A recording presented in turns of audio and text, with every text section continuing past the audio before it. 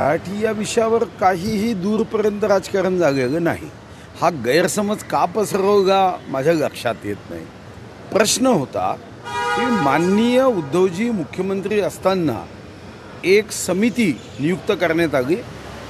त्रिभाषा सूत्रानुसार हिंदी जी 5वी पासून सक्तीची आहे, 1ली पासून मराठी व इंग्रजी सक्तीची होती, त्यासोबतच बालवयात 3री भाषासुद्धा सहजपणे शिकता येते.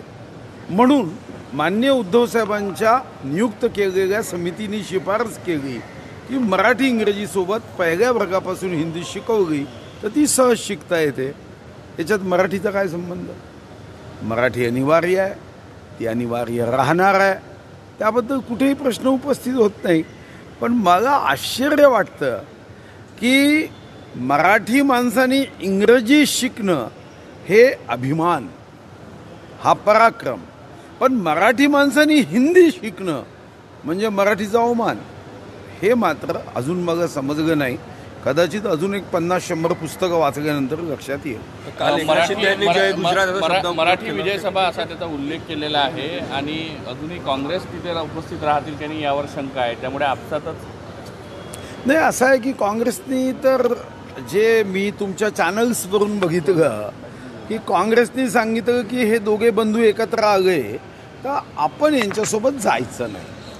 त्यामुळे प्रश्न या मुद्द्याचा निवडणुकीत किती फायदा होईल यापेक्षा अशा वातावरणामध्ये कारण नसताना राज्यामध्ये गैरसमज कसे पसरतील हे जास्त मला वाटतं महत्त्वाचं आहे. एकनाथ शिंदेने काल अमित शहा जे गृहमंत्री होते, केंद्रीय मंत्री, त्यांच्या दरम्यान जय महाराष्ट्र, जय हिंद, त्यानंतर जय गुजरातचा शब्दप्रयोग केला. त्यावरनं आता कुठेतरी वादंग निर्माण झाले. वादंग करण्याचं कारण काय हो? आम्ही द्राविड उत्कल वंग म्हणतो राष्ट्रगीत म्हणताना, आपण नाही म्हणत का जय? भारत माता की जय म्हणताना काय गुजरातची जय होत नाही, तेलंगणाची जय होत नाही? ही कोणती आपली सुपर ब्रेन आहे समजत नाही. आम्ही काय राष्ट्रगीतात म्हणत नाही.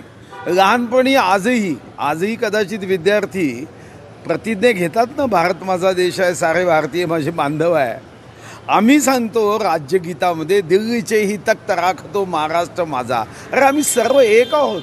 तो सनी देओलचा एक पिक्चर होता, त्याला जेव्हा सांगितलं गेलं तो म्हणाला हो मी पाकिस्तान जिंदाबाद म्हणतो. कोणाला जिंदाबाद म्हणायला मग अडचण नाही आहे, पण तुम्ही माझ्या देशाबद्दल काही गैर शब्दाचा उपयोग केला तर ते मग सहन होणार नाही. मला वाटतं की जय गुजरात, जय उत्तर प्रदेश म्हटल्याने आम्ही छोटे होतो का? जय महाराष्ट्र या शब्दानंतर जय गुजरात म्हटलं, एवढे संकुचित लोक मी नाही बघितले.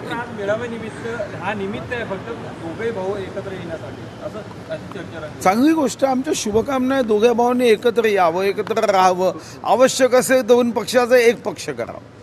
भाऊ आपण 30 अशासकीय आणले तिकडे पाहत आहे येत आहे म्हणून मी हे करतो. नाही 30 अशासकीय विधेयक आपण मांडलेले आहेत आपल्या आयुधांचा वापर करत, काय सांगा?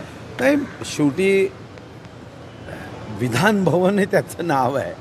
विधान भवनामध्ये कायदेविषयक चर्चा झाल्या पाहिजे, मंथन झालं पाहिजे. तर मी हे खरं आहे की 1 मे 1960 नंतर हा रेकॉर्ड मी काल करू शकलो. 30 अशासकीय विधेयक, विविध कायद्यांमधल्या सुधारणा असेल, त्याच्यावरचं मंथन असेल, त्याच्यावरचं चिंतन असेल, असे 30 अशासकीय विधेयक मांडलेत. खरं तर काल 4 विधेयकावर डिटेल डिस्कशन, म्हणजे ज्याला आम्ही कन्सिडरेशन, पुनर्स्थापना यासोबत खंडशः विचार म्हणतो, ते काल होत्या. पण माननीय अध्यक्ष म्हणाले की आपण मंगळवार बुधवारी ती 4 विषय घेऊ आणि ते 4ही विषय पुढच्या आठवड्यात येईल. महत्त्वाचे विषय आहे. तर मला वाटतं की कायदे मंडळ ज्याला आपण म्हणतो तिथं कायद्यावरची चर्चा होणं